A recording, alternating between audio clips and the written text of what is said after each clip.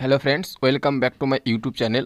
প্রিয় বন্ধুরা, এখন আমি যে বিষয়টি নিয়ে কথা বলবো তোমরা নিশ্চয়ই টাইটেল এবং থাম্বনেল দেখে বুঝে নিয়েছো। হ্যাঁ বন্ধুরা, আমি এখন কথা বলবো পিএসসি ক্লার্কশিপের ডিভি লিস্ট এবং টাইপিং টেস্ট সম্পর্কিত খুবই গুরুত্বপূর্ণ আপডেট, যেখানে তোমাদের কতজন প্রার্থীকে এই ডিভি লিস্টে অর্থাৎ টাইপিং টেস্টের জন্য ডাকা হয়েছে এবং বাকি প্রার্থীদের কি হবে, কিভাবে তোমরা আপলোড করবে তোমাদের প্রয়োজনীয় ডকুমেন্টসগুলি এবং সেটা অনলাইন না অফলাইন সম্পূর্ণ ডিটেলস দিয়ে সাহায্য করব আজকের এই ভিডিওতে।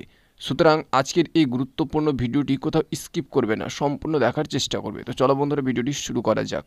তো বন্ধুরা, প্রথমেই আমরা কংগ্রাচুলেশনস জানাই আমাদের পিএসসি বোর্ডকে, কেননা দীর্ঘ ধোঁয়াশার অবসান ঘটিয়ে অবশেষে কিন্তু ডিভি এবং টাইপিং লিস্ট প্রকাশ করলো গতকালকে পিএসসি। তো যাই হোক, এখানে কতজন প্রার্থীকে ডাকা হয়েছে এটাই কিন্তু তোমাদের প্রশ্ন।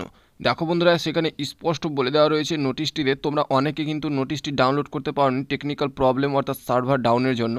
তো অনেকে কিন্তু জানতে চেয়েছো, তো তোমাদের বলে দিই যে ৯,৬৯৩ জন ক্যান্ডিডেটকে কিন্তু এই টাইপিং টেস্টের জন্য ডাকা হয়েছে এবং তারা তাদের ডকুমেন্ট ভেরিফিকেশন করবে সম্পূর্ণ অনলাইনের মাধ্যমে, যেখানে কিন্তু বলে দেওয়া রয়েছে। এবং তোমাদের যে বাকি প্রার্থী যাদের নাম ওঠেনি তারা এখন কি করবে। তো দেখো বন্ধুরা, তোমাদের অবশ্যই এখন ওয়েট করে যেতে হবে, কেননা যে প্রার্থীগুলোকে ডাকা হয়েছে এই টাইপিং টেস্টের জন্য অর্থাৎ ডকুমেন্ট ভেরিফিকেশন করবে একটা নির্দিষ্ট টাইমের মধ্যে, যেটা শুরু হচ্ছে 22/12/2021 দুপুর 12টা থেকে এবং চলবে 5/1/2022 রাত্রি 12টা পর্যন্ত। সুতরাং এই ডেটের মধ্যে তারা তাদের প্রয়োজনীয় ডকুমেন্টসগুলি অনলাইনের মাধ্যমে কিন্তু স্ক্যানার করবে, তাহলে কিন্তু তারা সুযোগ পাবে টাইপিং টেস্টের জন্য। কোনো কারণবশত তারা যদি সেখানে তাদের ডকুমেন্টসগুলি না আপলোড করে, তাহলে কিন্তু পিএসসি ভেবে নেবে যে তারা এতে আগ্রহী নয়, সুতরাং সে বাতিল হবে।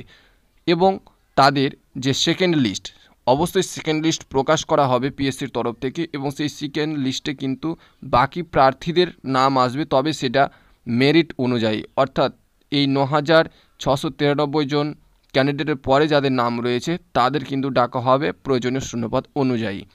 এবার প্রশ্ন হচ্ছে যে আমাদের কী কী ডকুমেন্টস আপলোড করতে হবে। দেখো, কালকে যে নোটিশটি প্রকাশ করা হয়েছে সব শেষে নিচের দিকে দেখবে তোমরা, সেখানে এক কপি পেজ রয়েছে, যেখানে তোমাদের রিসেন্ট পাসপোর্ট সাইজের ফটো অ্যাটাচ করে গেজেটেড অফিসের সিগনেচার দিয়ে তোমাদের কিন্তু সেই ফর্ম এবং তোমাদের যে প্রয়োজনীয় ডকুমেন্টস অর্থাৎ মাধ্যমিকের অ্যাডমিট কার্ড, মার্কশিট কিংবা উচ্চশিক্ষার অ্যাডমিট মার্কশিট, গভর্নমেন্টের যে আধার কার্ড, ভোটার কার্ড তার এক কপি এবং প্রয়োজনীয় সমস্ত নথিপত্র এবং কাস্ট সার্টিফিকেট সহ প্রয়োজনীয় নথিপত্রগুলি তোমাদের স্ক্যানার করে কিন্তু আপলোড করতে হবে, যেটা অফিসিয়াল ওয়েবসাইট দিয়ে দেওয়া হয়েছে সেই নোটিশটিতে wpsc.examonline.co.in এর অফিসিয়াল ওয়েবসাইটে ভিজিট করে তোমাদের ডকুমেন্টসটি আপলোড করতে হবে।